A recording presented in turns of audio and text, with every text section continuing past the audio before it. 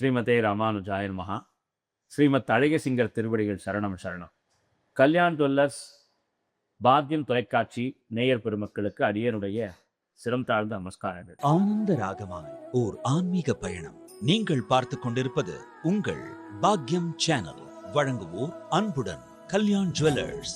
இது உங்கள் பாக்யம், எங்கள் பாக்கியம். 108 திவதேசங்களை எல்லாம் நாம் ஒவ்வொரு நாளாக அனுபவித்து வருகிறோம். அதுவும் குறிப்பாக நவ திருப்பதிகளிலே இடம்பெற்றிருக்கக்கூடிய ஒவ்வொரு எம்பெருமானையும் நான் ஆச்சரியமாக தரிசித்து வரக்கூடிய வேளையிலே இன்று தென் திருப்பேரை என்று சொல்லக்கூடிய மகர நெடுங்குழைக்காதர் என்ற எம்பெருமானை சேவிக்கப் போகிறோம். இந்த திருத்தலம் சுக்கிர திருத்தலம், சுக்கராச்சாரியாருக்கு உரிய திருத்தலம் என்று பேசப்படுகிறது. சரி, இந்த திருத்தலத்தினுடைய மகாத்மியம் என்ன? நம்மாழ்வார் 11 பாடல்களால் மங்களாசாசனம் செய்திருக்கிறார். இதுவும் தூத்துக்குடி மாவட்டத்தில் தான் உள்ளது. முதலிலே இந்த தலத்தினுடைய சிறப்பை தெரிந்து கொள்ளும் பொழுது மனம் நெகிழ்ச்சி அடையும். வர்ண பகவான் ஒரு முறை வியாழ பகவானிடத்திலே அபச்சாரப்பட்டு வருகிறார்.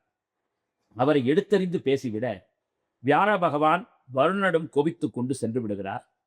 வருணன் என்ன செய்வது என்று அறியாமல் திகைத்த பொழுது அவரிடம் இருந்த செல்வமாக விளங்கிய நீர் தன்மையே முற்றிலும் மறைந்து போனதாம்.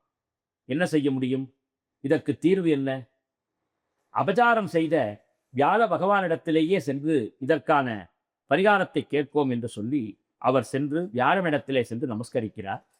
வியாழ பகவான் சிரித்த வண்ணம், விதர்ப்ப தேசம் சென்று வருக, அந்த விதர்ப்ப தேசத்திலே நீ சென்று பிரார்த்தனை செய்யும் பொழுது இதற்கான பலன் கிடைக்கும் என்று சொன்னவுடன் விதர்ப்ப தேசம் சென்ற சிறப்பு மிகுந்த வருண பகவான் தன்னுடைய பாவம் நீங்க வேண்டும் என்று பிரார்த்திக்க தென் திருப்பேரை என்று சொல்லக்கூடிய இந்த திருத்தலத்தை காண்பிக்கிறார்கள்.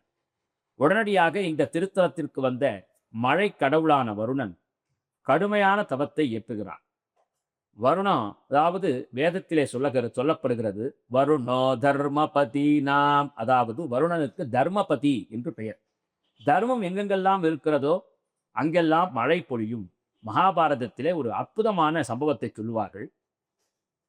பாண்டவர்கள் 13 வருடம் வனவாசம், 1 வருடம் அஜ்ஞாத வாசம், அதாவது யாருக்கும் தெரியாமல் மாற்று வேடத்திலே இருப்பது.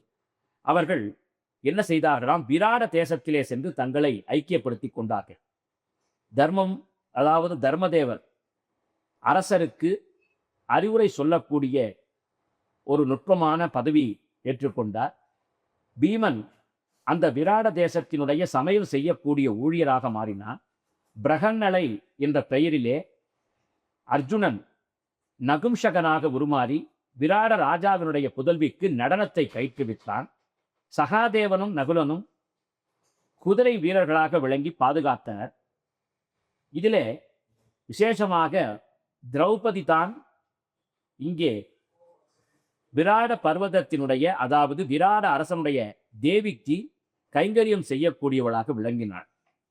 இப்படிப்பட்ட சந்தர்ப்பத்தில் தான் துரியோதனன் இந்த பாண்டவர்கள் எங்கிருக்கிறார்கள் என்பே தெரியவில்லையே என்று எத்தனையோ முறை முயற்சி செய்தும் அவனால் கண்டறிய முடியவில்லை. என்ன செய்ய முடியும்? ஒரு கட்டத்திலே கிருபர், துரோணாச்சாரியர், பீஷ்மாச்சாரியர் இடத்திலே வந்து வணங்கி இந்த பஞ்ச பாண்டவர்களை எங்கனம் பார்ப்பது, எங்கனம் காண்பது என்று கேட்டபொழுது ஒருவேளை சமாதானமாக இவன் போகப் போகிறானோ என்று நினைத்து கொண்டு அவர்களும் சொன்னார்கள் ஒரு உபாயத்தை. உன் தூதுவனை அனுப்பு. நமது தேசத்தில் எங்கு தவறாமல் மழை பெய்கிறதோ, நன்கு விளைச்சல் வருகிறதோ, அமைதி திகழ்கிறதோ, அதுதான் பஞ்ச பாண்டவர்கள் வாழக்கூடிய இடம் என்று தெரிந்து கொள்கின்றான். உடனடியாக தன் தேசத்தில் இருக்கக்கூடிய வீரர்களை எல்லாம் அனுப்புகிறான் துரியோதனன்.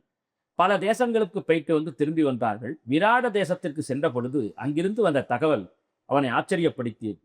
எல்லா இடத்திலும் பஞ்சம் வந்த பொழுது விராட தேசத்தில் மட்டும் பஞ்சமே இல்லை.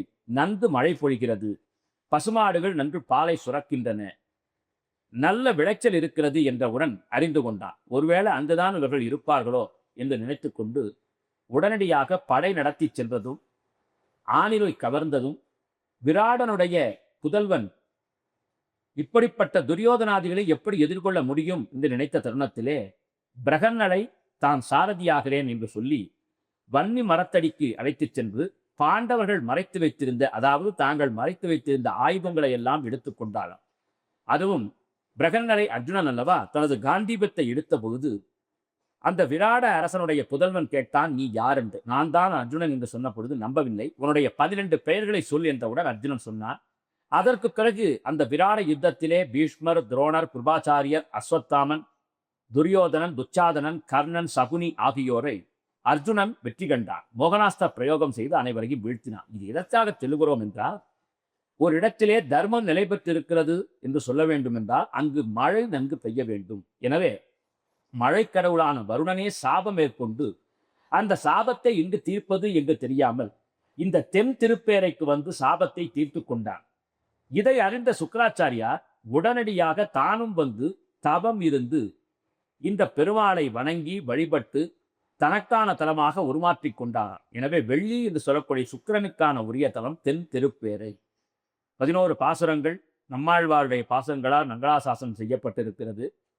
அதிலே உன்னதமாக சொல்லும் பொழுது தென் திருப்பேரையுடைய நாயகிகளாக இருவர், மகர நெடுங்குழைக்காத வள்ளி என்று சொல்லக்கூடிய தாயார் அதி உன்னதமான வகையிலே இந்த எம்பெருமானுக்காகவே சேவை சாதித்தவளாக பேசப்படுகிறார். அதுவும் மகர நெடுங்குழைக்காதன் என்றால் தாயார் தவம் இயற்றிய பொழுது ஒரு மத்ஸ்யம் வந்ததாம், அதாவது ஒரு மீன் வந்ததாம். அந்த மீனை கூர்ந்து பார்த்த பொழுது அது ஆபரணமாக உருமாற அது இந்த எம்பெருமானுடைய திருக்காதிலே அமைந்து விட்டதாம். அதனால்தான் மகர நெடுங்குழைக்காதன், மகரமான மீனை ஆபரணமாக காதிலே சூட்டி கொண்டதால் மகர நெடுங்குழைக்காதன். எனவே அற்புதம் செறிந்த இந்த திருத்தலத்திற்கு வருகை தரும் பொழுது சுக்கிர தோஷம் நிவர்த்தியாகிறது. சுக்கிரனுடைய பாவத்திலிருந்து விமோச்சனம் பெறுகிறது. சுக்கிர தசை, சுக்கிர தோஷம், சுக்கிர புக்தி நடந்தால் அதற்குரிய தலம் இந்த மகர நெடுங்குழைக்காத திருத்தலம்.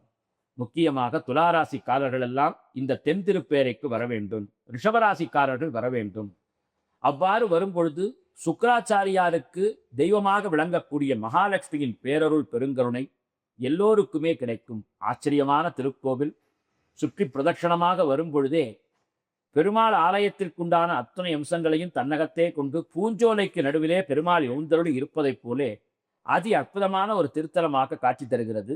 அந்த கோவிலுக்கு அருங்காமையிலே புஷ்கரணியும் காட்சி தருகிறது. இப்படிப்பட்ட ஒரு ஒப்பாரும் மிக்காரும் இல்லாத தலத்தை சென்று தலத்தை கண்டு நாம் சேவிக்கும் பொழுது நமக்கான எண்ணங்கள் எல்லாம் பலிதமாகின்றன.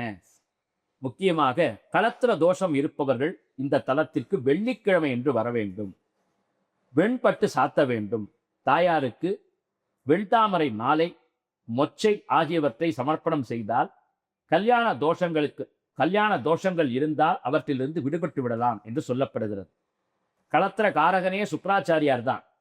எனவே அந்த சுக்கிரனுக்கே வரம் தந்த திருத்தலம் என்பதால் சுக்கிர பரிகார தலமாக இந்த திருத்தலம் பேசப்படுகிறது. எனவே சுக்கிர திசை வந்தால் நமக்கு அள்ளக்குறையாத செல்வம், புகழ், கௌரவம், வீடு, வாகனம், மனைவி, மக்கள் என்று அஷ்ட ஐஸ்வர்யங்களும் வந்துவிடும். அந்த அஷ்ட ஐஸ்வர்யங்களையும் தரக்கூடிய மகாலட்சுமியாக தானியலட்சுமி, தனலட்சுமி, வித்யாலட்சுமி, விஜயலட்சுமி, தைரியலட்சுமி, சௌபாகியலட்சுமி என்று சொல்லக்கூடிய அஷ்டலட்சுமிகளும் குடி இருக்கக்கூடிய தென் திருப்பேரை நகர் சென்று அந்த பெருமாளையும் பிராட்டியாரையும் வணங்கி எம்பெருமானுடைய அருளால் அஷ்டலட்சுமி கடாட்சத்தையும் பெறுவோமாக. ஆனந்த ராகமாய் ஓர் ஆன்மீக பயணம். நீங்கள் பார்த்து கொண்டிருப்பது உங்கள் பாக்யம் சேனல். இது உங்கள் பாக்யம், எங்கள் பாக்கியம். வழங்குவோர் அன்புடன் கல்யாண் ஜுவல்லர்ஸ்.